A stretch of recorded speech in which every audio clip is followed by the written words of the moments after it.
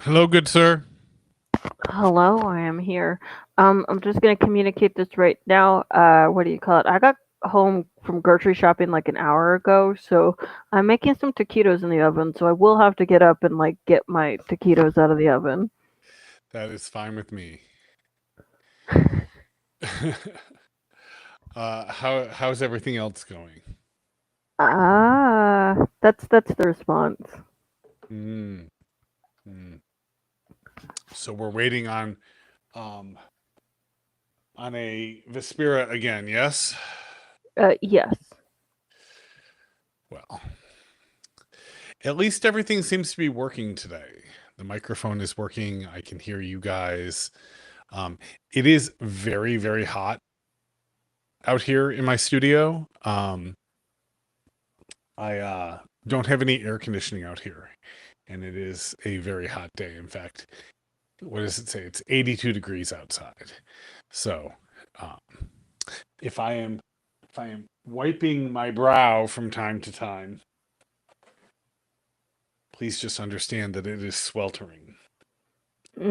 No, it's all good. What do you call it? Uh, I have fibro, and so I had a really bad flare, so my brain is like trying to think through pudding right now. Mm-hmm. Um, how have other things been? How's writing going? Writing's been going well, I have the cover for Terminal Decay because I'm working on I saw Terminal right that. now. Yeah, and then I look. All I'm gonna say is that the way that I am going to describe Terminal is like if Ghost in the Shell and Doctor Who had a baby together, and then Oh, Death. that's interesting. Yeah, and then Death Stranding came over and like gave them guidance. Like, Okay. Okay. I'm gonna shoot a message over here real quick. Are you planning on joining us? Um, well, that's interesting. I got some writing done yesterday that I haven't like I didn't put a prompt for this week because I there was just no time. Like in the past 2 weeks, I've had no time to write anything, to think of anything, to do anything. And so I was like, well, we can still have a conversation. I've got stuff I want to talk about. But I didn't have time to do a prompt. But then yesterday I ended up having a little bit of time in the afternoon and I got 1,650 words written. So um, I wrote like two-thirds of a chapter for viral young blood. nice. Yeah, yeah, I feel good about that. Oopsies. She says, "Hold on, I'm coming."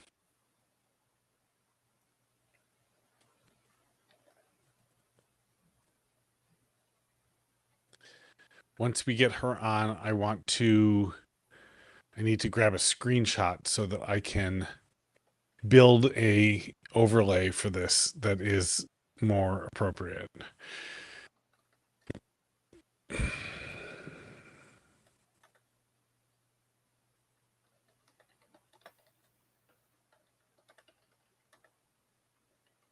Do do do. How are things over in the land of TikTok? Uh, uh.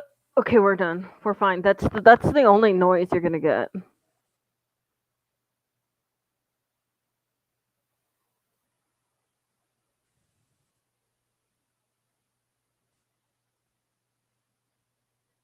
Are you there? Oh, see, look at that. It was so bad that my computer froze up because the only thing response you were gonna get was noises from me. Literally, my response to that is Okay, Got we're it. good. We're Got good. it. That's it's interesting. I had a call last week with Mallory and we were on the phone for like an hour and a half and she kind of was saying the same thing, that it's like a full on dumpster fire over there. Yeah, no, you know what? That is the best. That is the best explanation. It is just at this point, it is like a traveling garbage can on fire. Yeah, yeah, that's I feel like I dipped just in time, like just right as it was all about to fall apart. So I feel pretty good about that decision.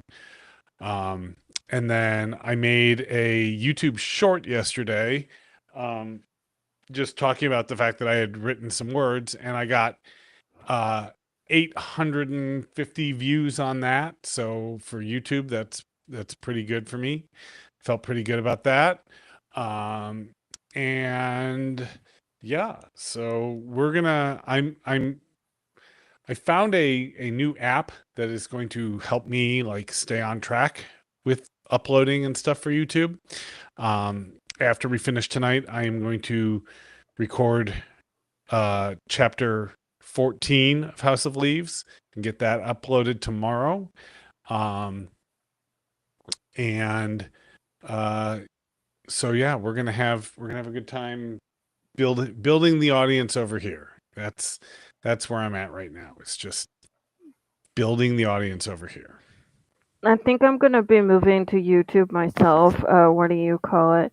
Um, what do you? It's one of those things where YouTube has always been a better place anyway for people who want to do faceless content. And Yep. I mean, I just so yeah.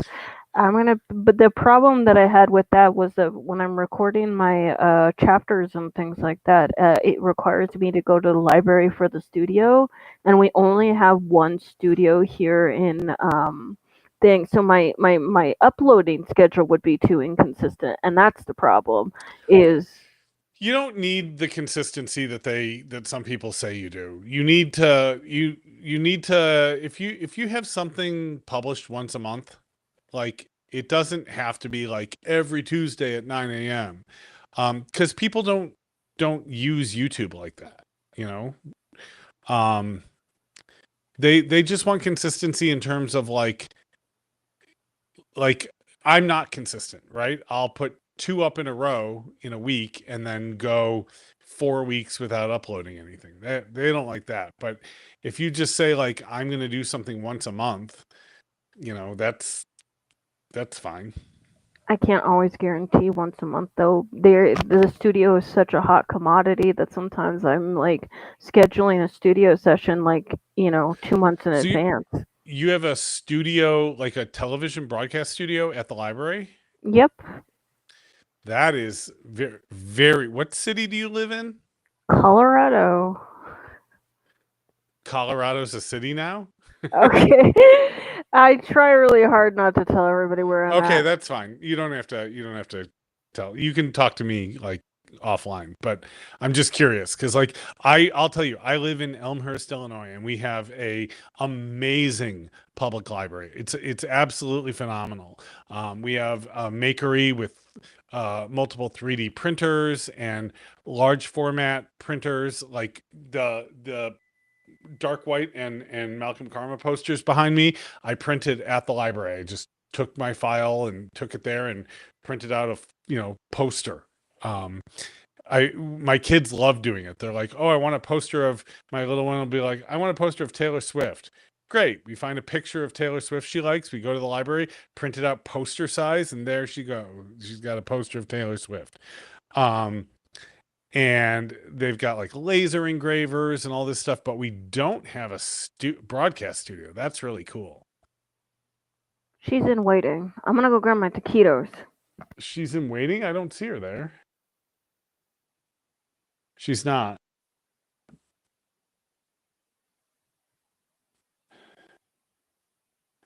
Did you click the correct link? I don't see you in the waiting room. Hold on. I will send her.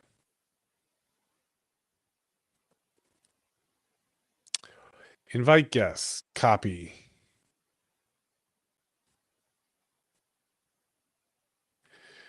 Command V.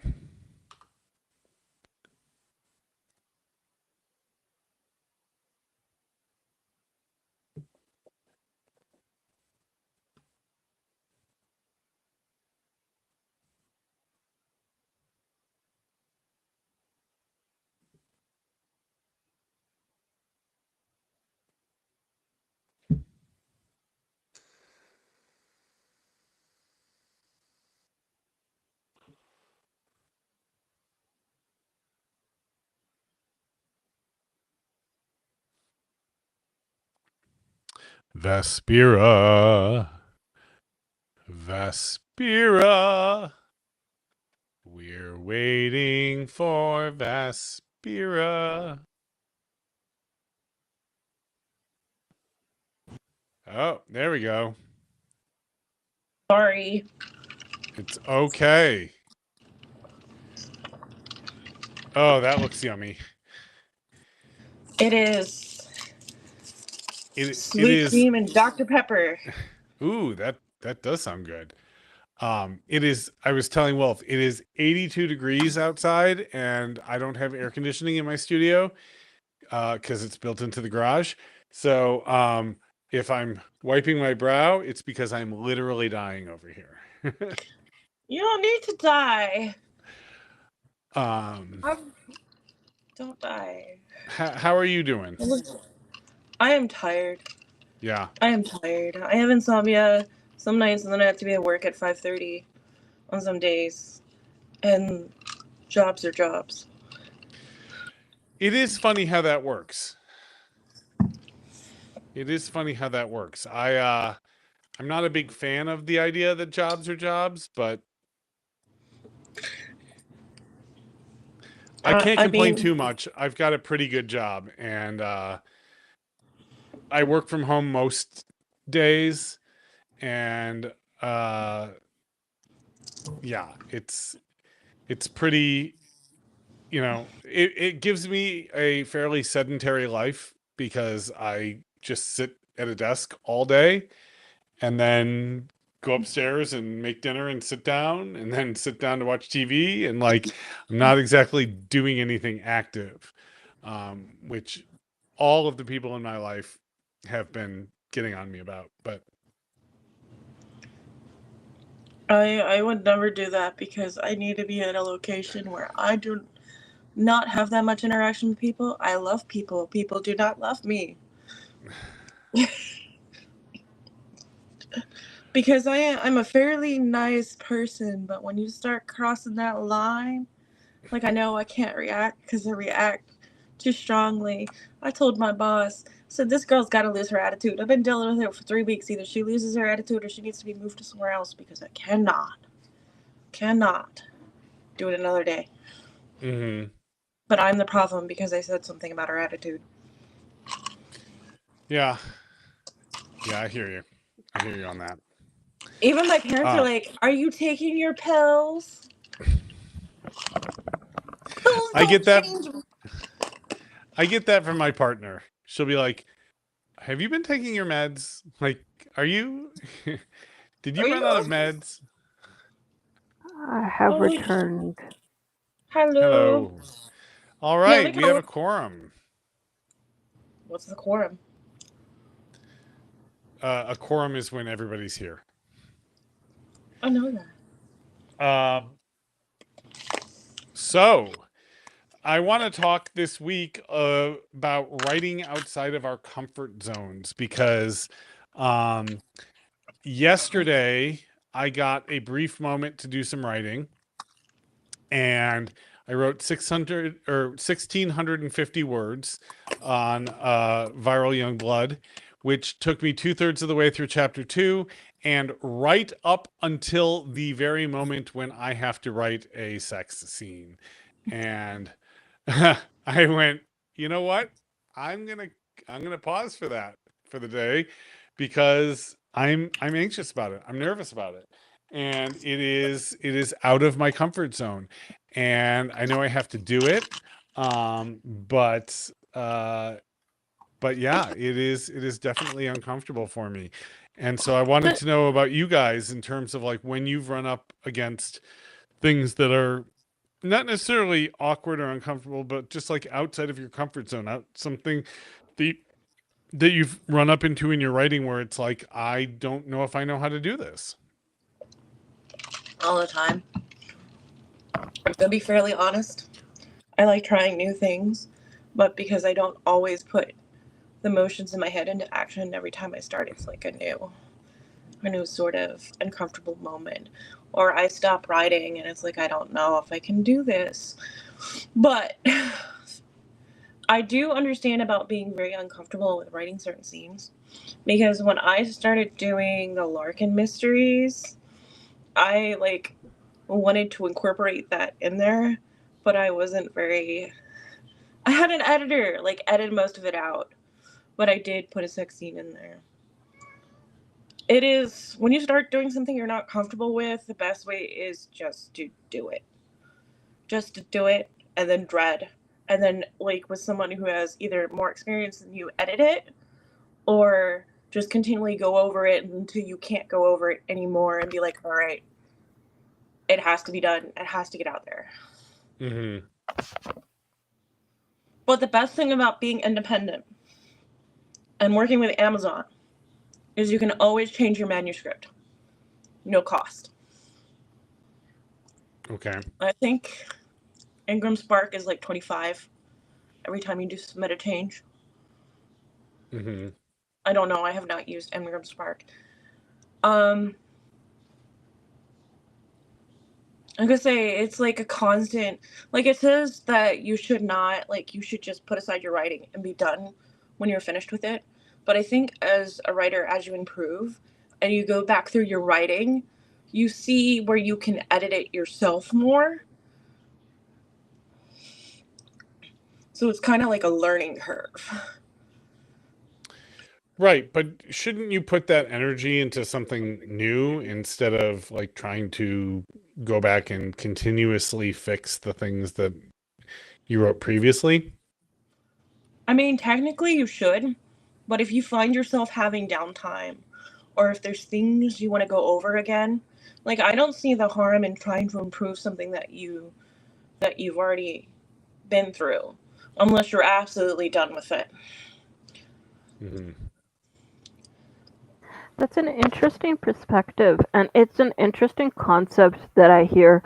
Um, I live in both spaces, both a writer and an artist. And as an artist, I don't go back and edit pictures that I've done before because one of the coolest things that I've noticed about Shadow Game that I really like is that you can see my progress of how much better as an artist I've become with the way that I've drawn my characters back in 2 years ago to the way that my um, images look today. And like you can almost see that improvement. So for me, like I know that this is a side tangent, but I don't go back to edit my books once they're out and done because then you know what I mean? You will see the progress between, book one and book two and the development. And I think that there's something human and human about that experience. Well, some Yeah. people have a lot of perfection issues and they're just scared once they submit something out there and they'll be like, this is the final thing. But I don't think if you're independent, you should think like that. I think you should be able to be like, all right, it's been a couple years. I can now go back. I can see the changes. I can do this. I can do this better than what it was. Or Mm-hmm. like a couple months. Because we're always going to have that. Is it good enough? Is what I'm doing is right? Because like we don't want to put crap out, but we're not always going to be for sure what somebody's going to consider crap or what somebody's going to consider good. Yeah. Yeah, I'm I mean more that's awake tonight reasonable. if you can't tell.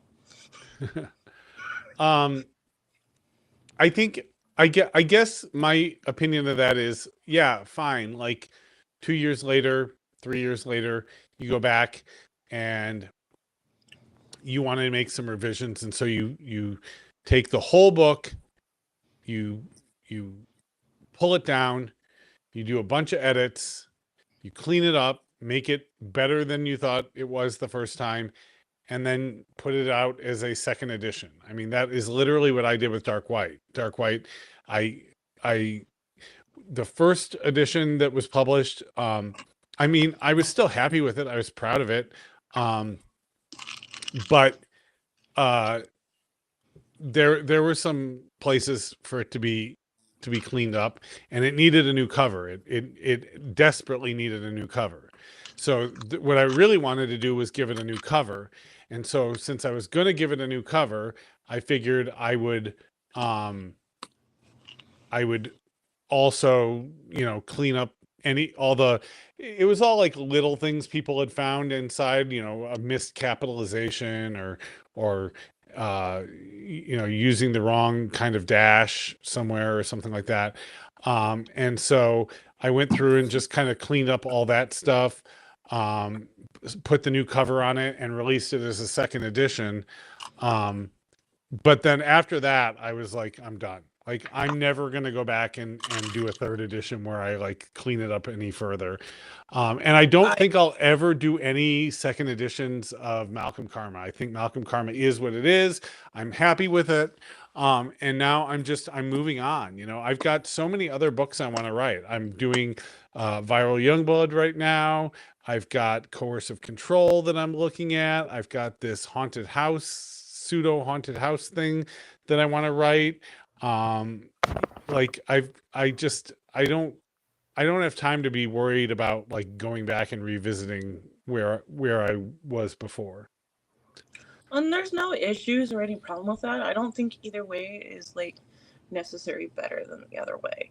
Like it should be all personal preference. Yeah. Because people are going to tell you that you need to do it this way or you need to do it that way. But we're all different people. I'm going to be fairly honest. Like, Falling Darkness, the first book is probably, like, on its 5th or 6th edition. But do you do that? Do you mark it as a new edition, or are you just uploading new man? Yeah. I just upload it as new because it's not like I had very many... Like, there were people who bought it, and I have to put in certain changes that were done from the first book. Like, if you were to look at the first book and this book, you would think that somebody else has, like, taken out certain portions and just made it their own. Mm-hmm. Which is kind of an issue, but the first editor that I had, I didn't really want to listen to because it was my first book. So I wanted it to just be, it's mine. I'm finished. I don't want to edit it anymore because I've sat at this computer for a month, wrote it. We sat there for like almost a month every single day at this computer editing this book. I am done. Excuse me. But I was also like fairly young then. So okay. I've learned since then. Yeah, I've learned. So, as somebody who used to have, well, I still do have a lot of perfectionism. I dub it my extra gene. I knew for myself personally that once I publish a manuscript, I'm not going back to edit it because, unfortunately, because of my OCD and perfection tendencies, I just become obsessive compulsive with the perfectionism, and so I just like it's not perfect, but here you go. Yeah. See, I try to edit because I can't really afford an editor. I have somebody that helps me for free because they used to edit documents. But I also have to use like 2 other, like I have to use programs and I have to read it and read it and read it and read it. And I still miss stuff. I still miss. And I'm so mad when I do because it's like I've sat at this computer for hours doing this. And I've been fairly lazy lately. I will fully admit I missed a deadline I had set for June.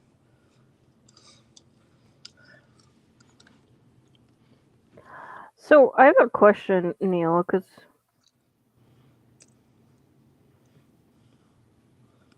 yes. hold on, I was looking up our schedule real quick. Um, so I'll be doing an event in September. It's not a Stuff Your Kindle Day. It's a queer event, which my book will be like for free for the month of September for like queer awareness and things like that. Um, Okay. and so I'm wondering if on one of my days I could use that like. Yeah, I got to go through and fill out the dates and our places on the sheet further out than they are right now. But the dates that you host, it's your show, man. You do whatever you want with it. All right, cool. I mean, I just wanted to make sure. I didn't want to like thing, but I'm gonna go back on topic now. About writing out of my comfort zone. I think that this comes back to that thing about finding balance between writing out of your comfort zone and also mm, just kind of knowing where your comfort limits are. I think that it's like a lot of people really want to like push their comfort and push like their boundaries. And sometimes it's about recognizing where your limitations are as well and being able to accommodate for those accommodations. Uh, I don't write sex scenes. I do a lot of fade to black, but that was an accommodation for myself because I've tried to get out of my comfort zone when it comes to writing sex scenes, and I'm like, you know what, this is a little too much, and so I set back and I put myself, uh, made myself an accommodation instead. I Yeah. think. Yeah. Well, and yeah, certainly for those spicier intimate scenes, it I mean, that is a totally separate skill apart from being a writer, and writing dialogue and writing prose and writing all that. And I have been doing a lot of research on it, because I'm so nervous about it. I really want to like to know where so I've been watching a lot of interviews with romance authors that are talking about how to write those kinds of things and what to avoid. And it's funny because so many of them are very vague. And they're like, oh, well, avoid clinical terms. Well, what does that mean? Like, what do you mean by clinical terms? Like, are you talking about the literal biological names of things, or are you talking about like something like even more clinical? Or and eventually, Neil, what's your um, favorite show? I'm sorry to interrupt you. my favorite show. Mhm. Well, I think that the best show that ever aired on television is The West Wing. Um, Okay, so like I know this will be a weird suggestion, but there was nothing like reading a fan fiction in the M-rated categories to see a little bit about what they do that's an because interesting idea. just to like a favorite show or a movie because certain people are very imaginative. And Yeah. it seems like an odd suggestion, but a lot of romance writers actually, from what I have heard, actually read a lot of fan fiction. Yeah, it seems to be a common thread that they either start by writing fan fiction or they're very into reading it. Um, I think that that is an interesting thing, and I might go ahead and start looking that up as an alternative to reading like mainstream romance novels to see how those are done. Go and read the fan fiction to see how those people are writing it. I think that that's an Because interesting like if you're idea. not into reading romance, because the characters they usually picked are probably not something that you would normally go for. They're not characters that you're attached to. You would probably struggle getting through reading those scenes. That's a really insightful, uh, really deep insight. I appreciate that. Yeah, I was actually going to second that with Visfera. It's funny because the only reason why I can write the fade to black scenes that I can is because I actually started off in fan fiction. Ooh, no one knew that about Wolf. Anyway, Oh dear Lord, when Harry Potter was popular, I'm just gonna say, like Twilight and Harry Potter, a lot of romance writers probably started there. You know, it's funny. I would say that the beginning of my writing, the beginning of my serious writing, could be classified um in many ways as fan fiction, even though I was not writing about characters that already existed from TV or movies. I was definitely mimicking things that I was seeing.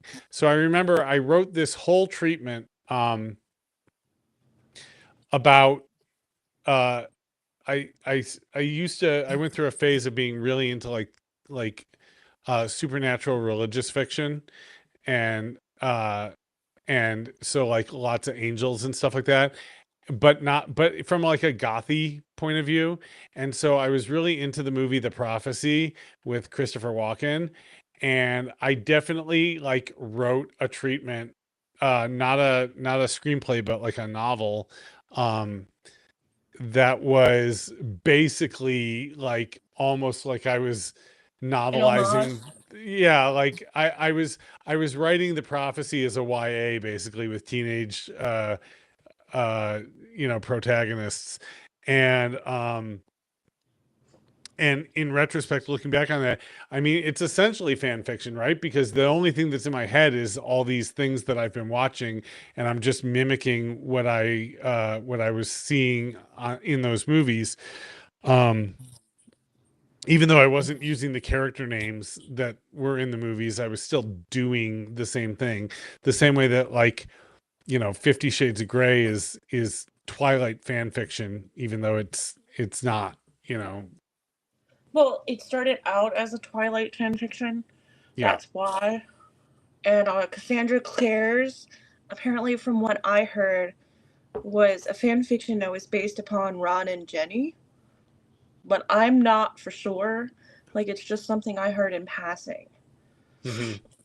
And apparently, Cassandra Clare, she's almost as bad as JK. That's interesting. so it's so funny because I would like call what I was doing fan fiction adjacent. Um, so I wrote an expanded universe of Star Wars because at the time, what do you call it, Lucasfilms was allowing you to submit your projects to them. So I did that, and also I've written for Wizards of the Coast for Magic the Gathering and submitted some of my stories for that as well. So, like, when I say fan fiction, it was fan fiction adjacent, but still, I'm actually talking about it. So, being a writer and being an artist, um, and this is a completely, totally a tangent idea, but I'm actually considering Wizards of the Coast was bought by Hasbro, and the Magic the Gathering is absolutely a trash fire now. It is so bad. And I'm almost considering writing and making my own expanded lore with trading cards. Do Oh, it. that's a really cool idea. Do your own, like, whole entire. There is. I will, like, when I can afford it, I'll float you some money because you have Steam, don't you? I don't. Oh, no, I do have Steam. Yes, I do. But yeah, I Okay, mean, on. because if you can make your. There's a card maker, like, for making game cards, I think, on Steam. Oh. I don't know. I don't remember how much it cost. But yeah, I was thinking about it because Wizards of the Coast and Hasbro are using AI and AI art and AI writers as well now. I was just like, you know what? What if I made my own trading card game on top of writing novels? Yes. Yes. Yes, you should. It's really interesting. First of all, that's a really cool idea, and you should do it. The second thing that's interesting is, for a company like Wizards of the Coast, publishing a huge game like Magic the Gathering, and using AI to do it,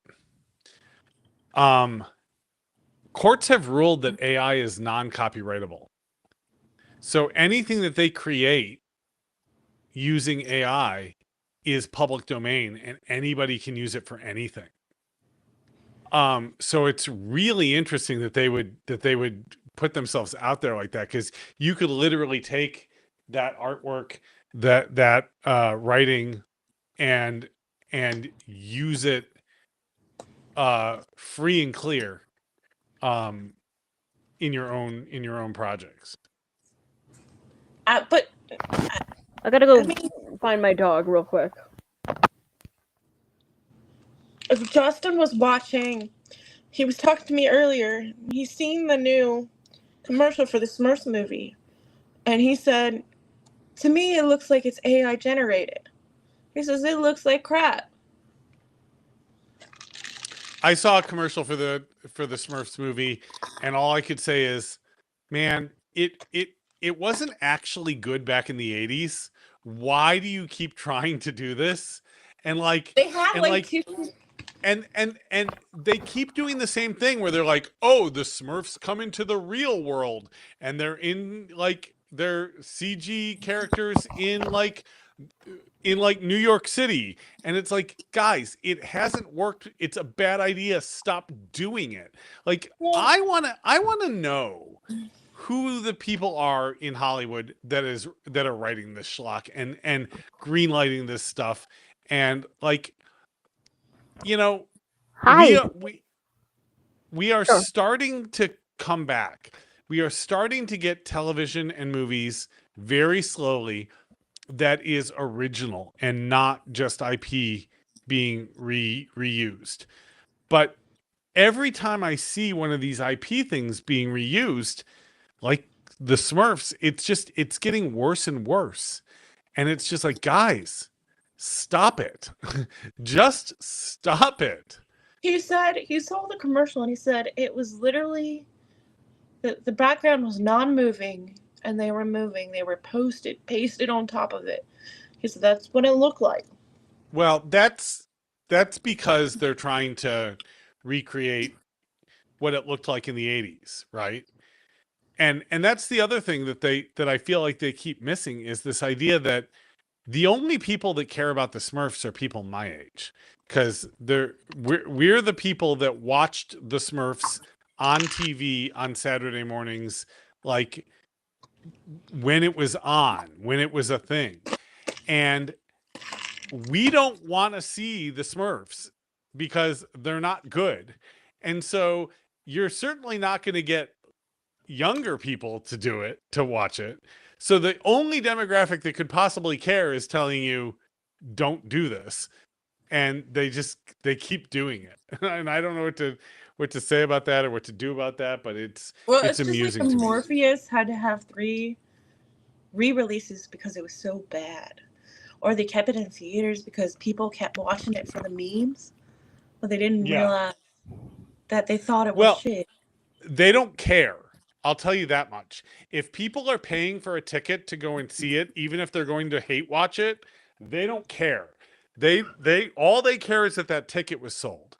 So they will continue to make like awful schlock and let people go and hate watch it. As long as they're making ticket sales. I was literally just, it's so funny. I was just listening to an interview with Aaron Sorkin, my personal god. And he was talking about making The West Wing versus making The Newsroom.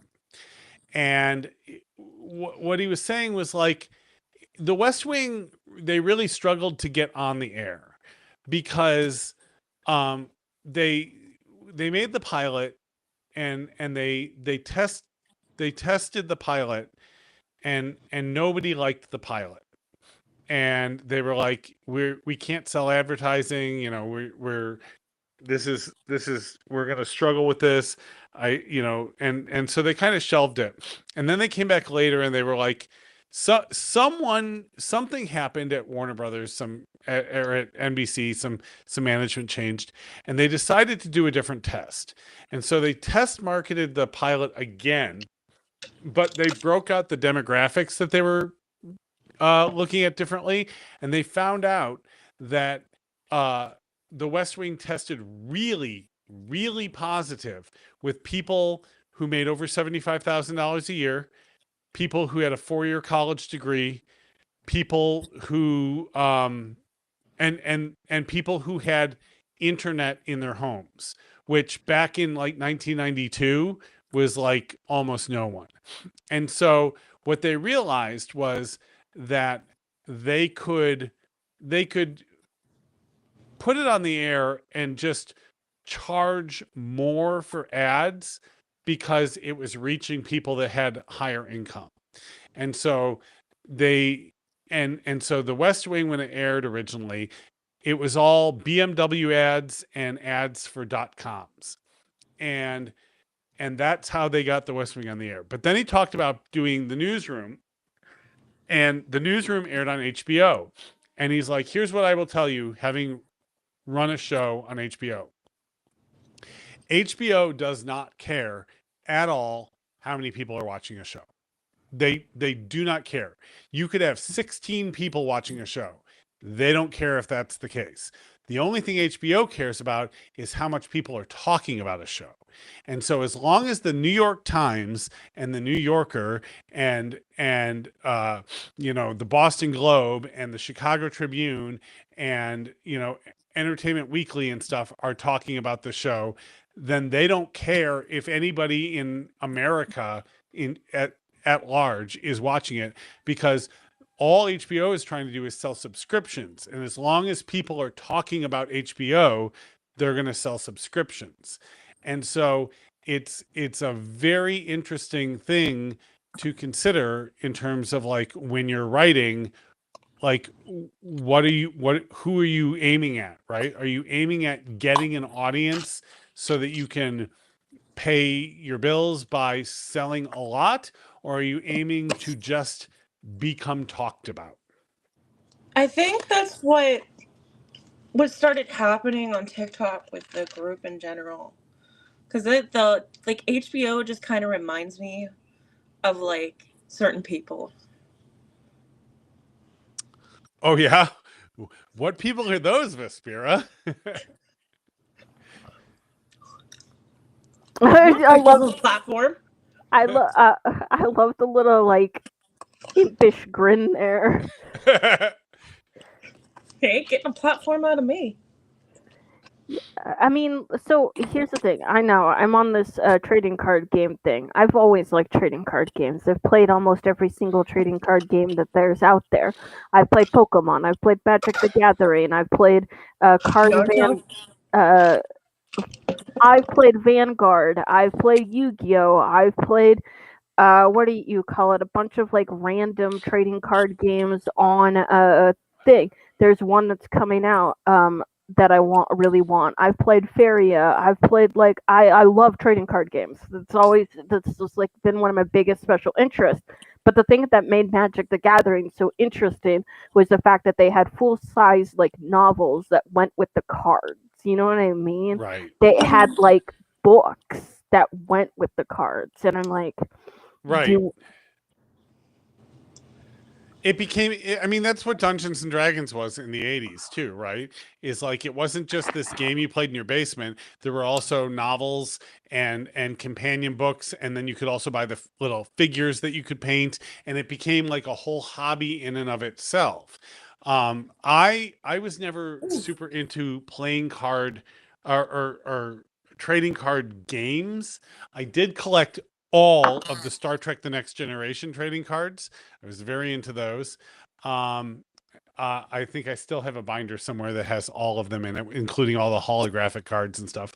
But I was my fandoms and my friends were all adjacent to Magic the Gathering and those kinds of things. And so I was very much like aware of them, and I have definitely played them. And so when my oldest son, Cole, when he was about 8 and started asking for Pokemon cards, and like wanting to collect Pokemon cards. I was like, I will buy you Pokemon cards. I will buy you, the sleeves to keep them in. I will buy you card boxes to build decks and stuff like that. But I just want you to know that I am very aware that at 8 years old collecting Pokemon cards, it is training wheels for Magic the Gathering, where you're sitting in my basement drinking Mountain Dew and eating Doritos at 2 o'clock in the morning with your friends. So, like, just so you know, I know where this is going.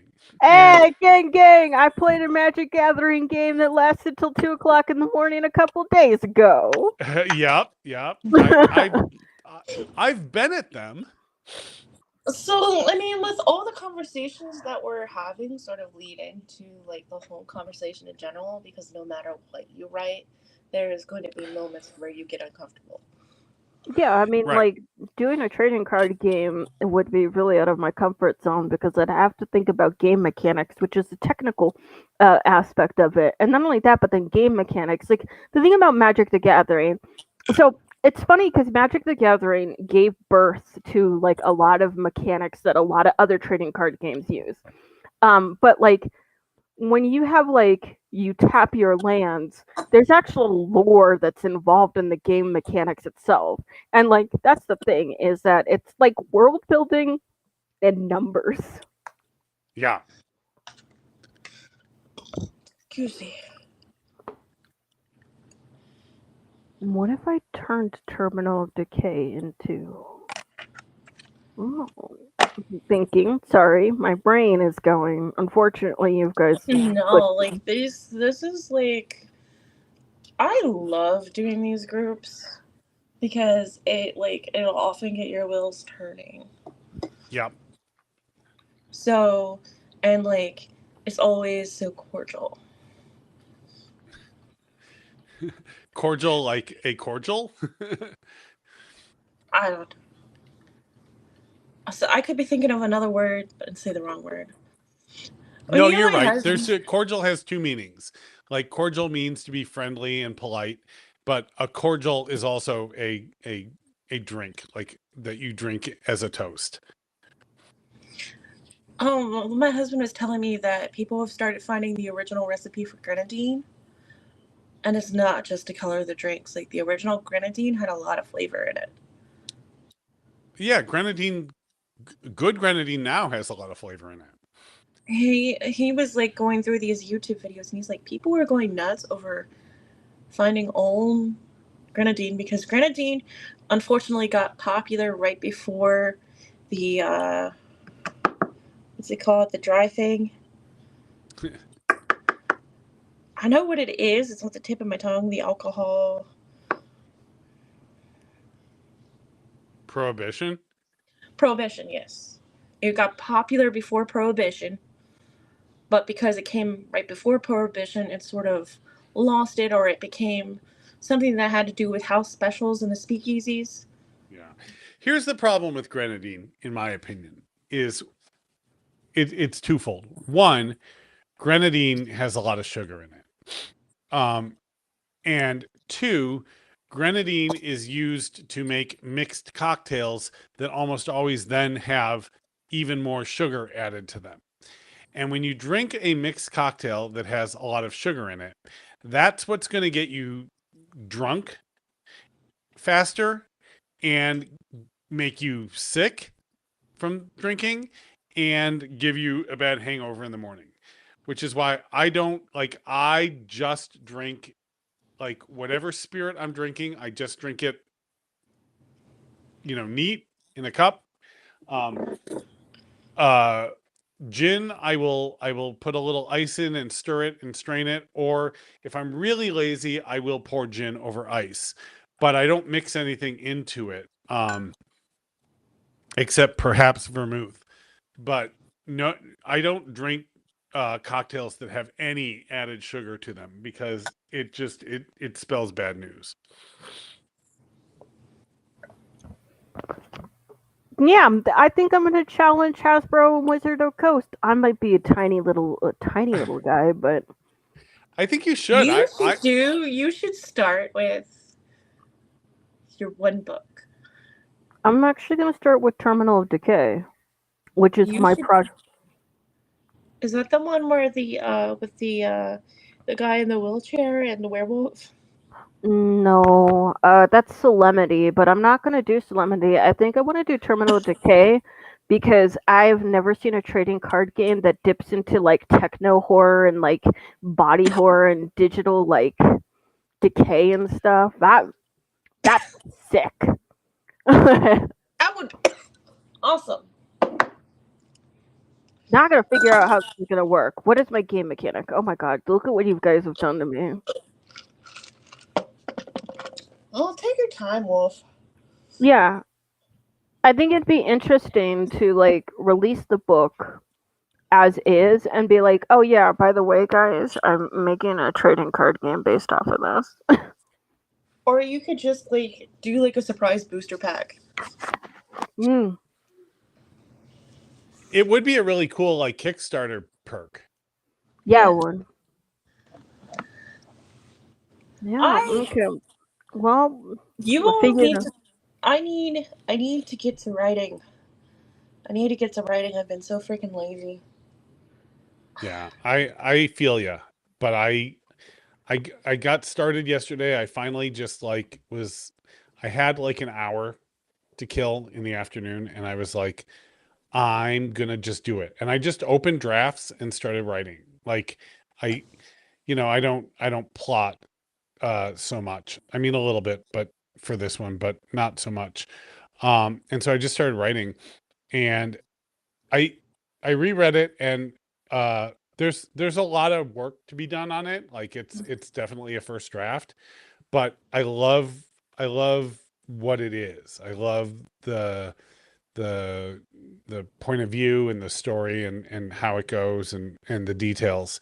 So, when I go in and flesh it out and make it make it sound prettier, I think it's going to be really good. And it motivated me to continue. Like I am excited to get back into it and continue writing. Because it's like, I mean, you writing, when you start doing it, it makes you want to do it more. Sometimes. And the longer you take off from it, the harder it is to overcome that inertia and get back into it. But the more you do it, the more you want to do it. And so yeah, I'm excited to dive back into it again and really at this point, like I'd like to finish the first draft by the end of 2025 and publish in 2026. Um, that's my goal. Um, but I do have to kind of like dig in if I want to get there. Okay, I have plans. Okay, sorry. I literally am like here. Okay, so the book, and if I can do a Kickstarter, that'd be great. So the book comes with its own like booster, but instead of like doing the thing where I just sell the cards separately, what if every book came with a booster pack? What if you did So in the order to boost- build a deck to play the game, you'd have to buy the book over and over again. No, No, no, no, no. no, no, no, no. The books would come with the booster for each one. Like cards would That's represent probably parts of the book, yeah, and exactly then that. you could have like separate boosters or Exactly. like a deck, Yeah, like exactly. the actual. Yeah, exactly what Vespera is saying. Okay. Yeah. Namely Okay. because the one of my biggest criticisms about Magic the Gathering was how expensive it was. And so I kind of wanted to make it in a way where like if you do get booster packs, it's always going to be correlated to the book. And then not only that, but it's like free, put that on quotation marks. And like sometimes when you put free stuff out there, people get interested in more of it. It's true. So Magic the Gathering has gone AI. Yeah, for the most part. I mean, Wizard of the Coast also got in trouble for D&D using AI and an AI artist as well. They hired an AI artist for one of the books, and they got into some deep hot water with that. And like the problem that I'm having with like Hasbro, because Hasbro bought Wizards of the Coast, they did a merger, is you can just feel the capitalism seeping through it. You're like, this doesn't feel good. I was thinking that like, okay, so I don't mean every booster pack. I think I was just gonna give people booster packs for free. Whatever. I don't care. Buy the book. That would become expensive quickly. Yes, it would. I have to figure out how to do it, but I think that this, you know what, I am going to do this. Apparently, Terminal of the Decay is now a lore book slash story slash. What you need to do is get something built out. Mm-hmm. Have it be fairly firm, but open ended, and then you need to get game theory YouTube to start doing videos on it, because they like nothing better than lore, you know? And so Oh, yeah. like they will make video after video about the lore of a game, or a video, or a, you know, like I don't know how many hours I've spent watching film theory doing lore on the Backrooms, because the Backrooms is amazing. um and they spent a lot of time coming up with like theories about Backrooms lore, and that's just free publicity.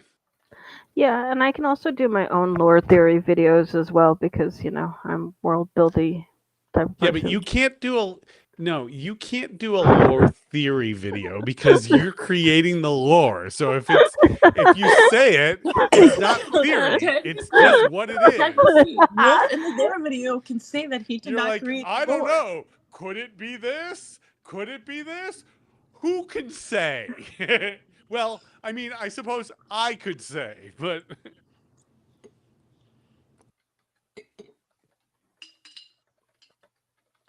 Wolf could technically say that he did not come up with the lore, that somebody else did. And he's just the embodiment of, what is it called? Well, divine inspiration. Or some stuff. yeah, I mean, Wolf is definitely the embodiment of something. Well, yeah. I exist. But at what cost? No, I I'm gonna kind of be like switching Sorry. phones because this one's on 1%. Okay. You don't have a plug?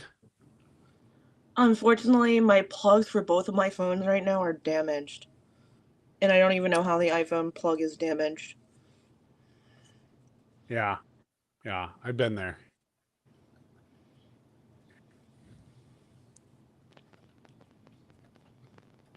It's really upset me, considering how much an iPhone costs. There you are, twice.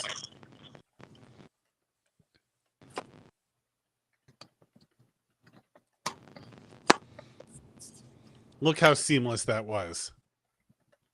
Yes. This one's at 52%. Well, So I can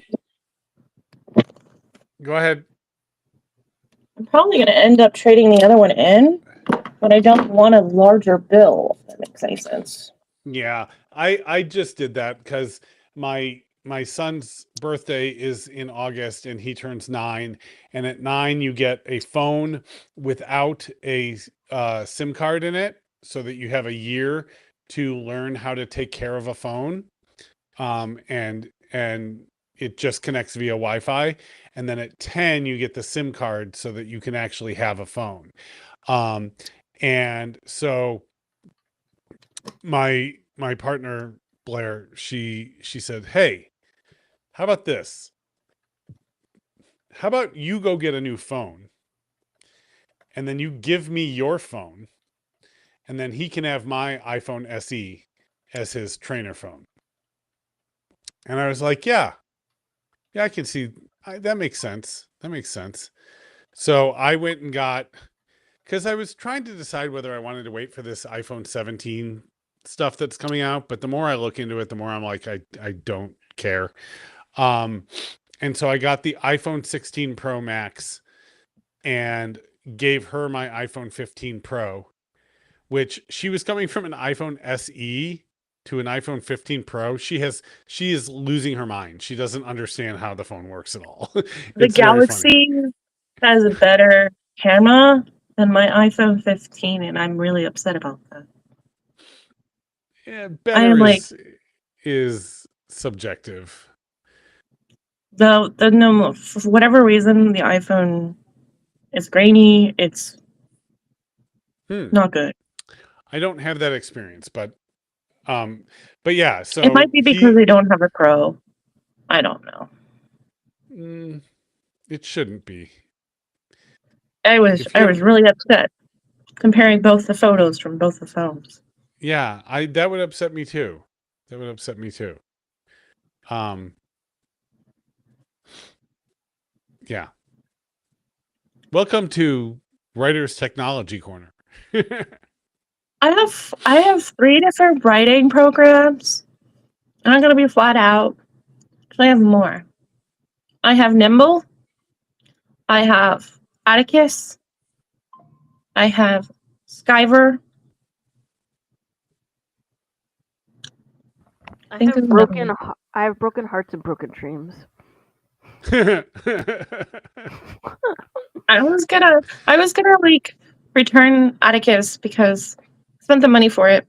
I'm like, well, I'll just return it because it's not really doing it what I thought it would do. Because I was having issues with the transition. Because I wanted something that I could transition between using the Galaxy, the iPhone, and my computer. And Atticus actually also works on the tablet too. So it'll be easier for the lady who helps me out sometimes. So I'm like, okay, well, I can do this. But whatever happened, I didn't end up liking it or I didn't fully understand it. But I have the lady, she's loving it.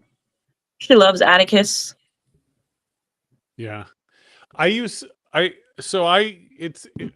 if we're going to talk about this, I write my first draft in a program called Drafts, which is a Mac only program, but it's just a blank screen writing program. Like you just every time you open it, it opens to a new like blank screen and you can just start writing. And it works with Markdown, so I can use Markdown in it when I'm writing. But I write my first drafts in that, and then I use Scrivener for second drafts, editing, and formatting. Um, and then once it's ready to go and I'm happy with it in Scrivener, then I export it from Scrivener to Vellum, and Vellum's where I do all the layout work to make sure the layout is correct for both print and ebook.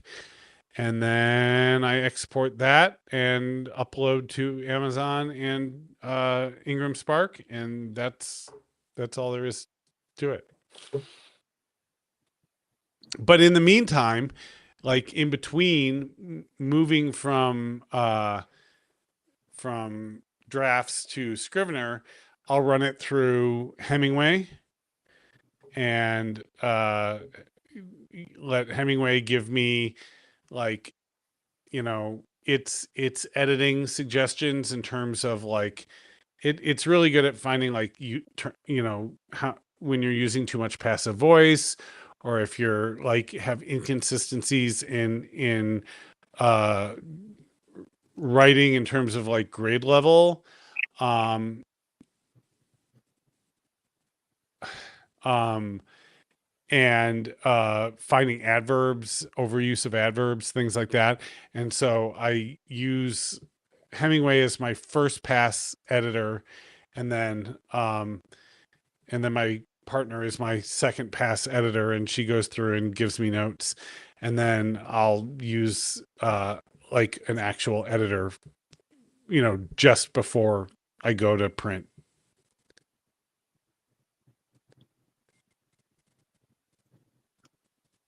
It's a process. It is. It's a process. I use Pro Writing Aid, Grammarly, then I go over it like 4 or 5 times, and then I give it to the editor. Because I know doing it in between those two. And then I think I'm gonna also start using Quillbot because they have a fix all thing, and that's usually for like capitalizations and periods. Yeah. I do that too when I'm like, a lot of times I'll go through and like when I was writing the first chapter of Viral Youngblood, I hadn't come up with a name for the judge yet. I hadn't come up with a name for her client yet. And so I just put in brackets like client name, judge name. And then The replace all is good for that. and then when I figured it out, I just control F, replace all. And that's how I do that. Does your husband do a pass on your book? No, because he doesn't understand what I write. He's not interested. When I did the Okay. Larkin mysteries, and the first scene of where like the lady receives the finger in the envelope, he's like, "Oh, you gave away the mystery." Like, no.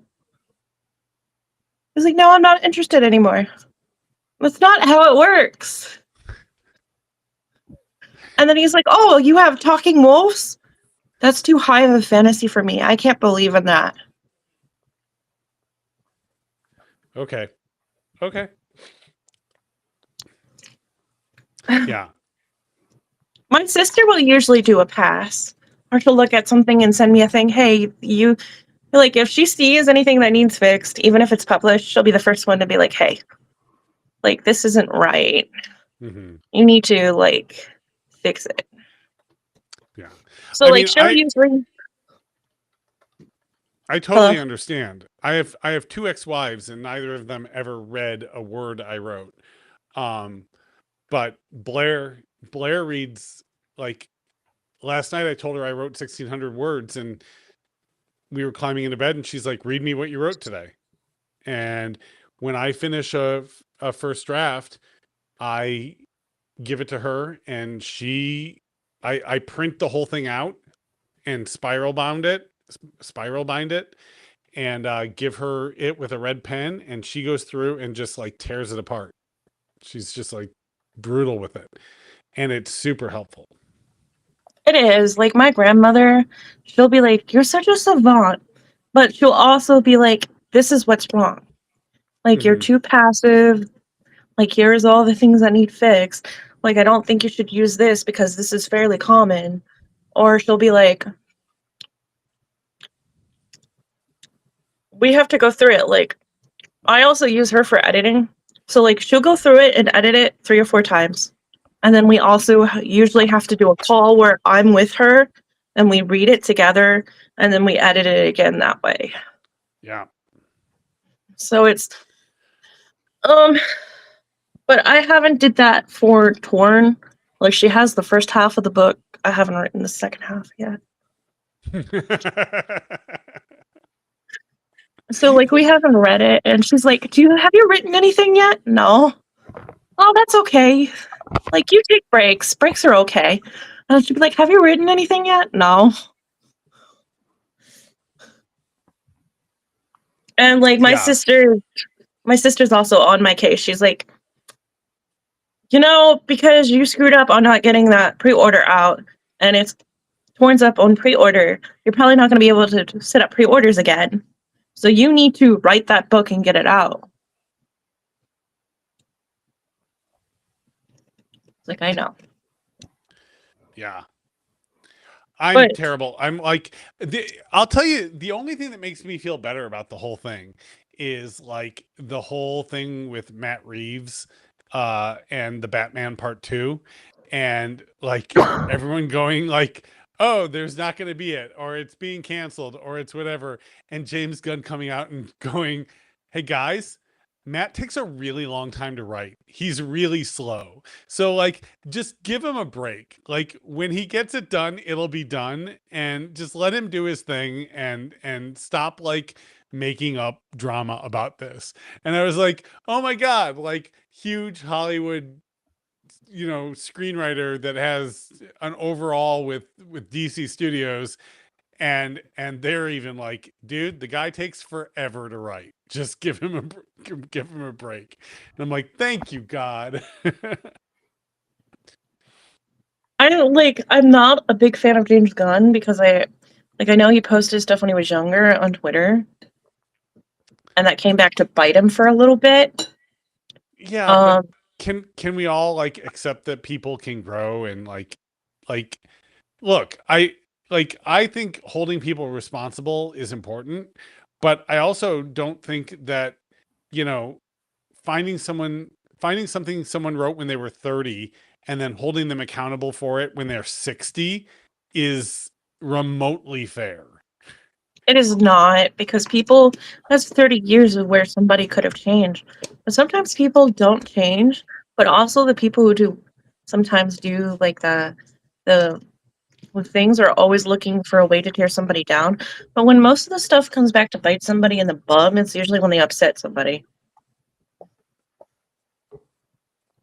So But it's the old tweets of his that make you not like him. I don't know what they are. I just heard they were very neo-Nazi. No, I don't think they were neo-Nazi. They were just not very Flattering. They were just not very woke. They were just very but you know what? Look back at like I was just thinking about it the other day about when I was in my teens and 20s, Dennis Leary had a special out called No Cure for Cancer. And I thought it was the most amazing piece of writing I had ever heard in my entire life. It was so funny. It was so edgy. Um, and I absolutely adored and obsessed over it and memorized it and quoted it all the time. And now, and that was, so I was like, let's say I was 18 at the time. So 18, 28, 38, like it is almost 30 years ago. In fact, it is 30 years ago. Um, I was listening to it the other day because it popped into my head, and I was like, look, like I understand this is a product of its time, but oh my God, this is offensive. Like this is not okay. This stuff is it's just in bad taste. And I think Dennis Leary feels that way too. Like you in fact, even Bo Burnham, and Bo Burnham will come out and do these interviews, and he's like, I am so ashamed of some of the stuff that I did in my early career, that even though it was wildly successful, like I'm ashamed of it. And I think that, people, even without the pressure of being canceled, people can just grow up. They And can. and Which, I think which is, that we have to allow for that.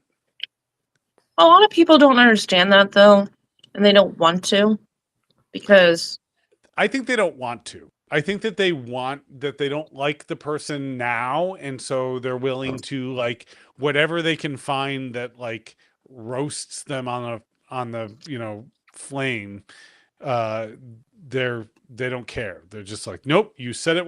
And this is, like this is something that really bothers me in politics right now.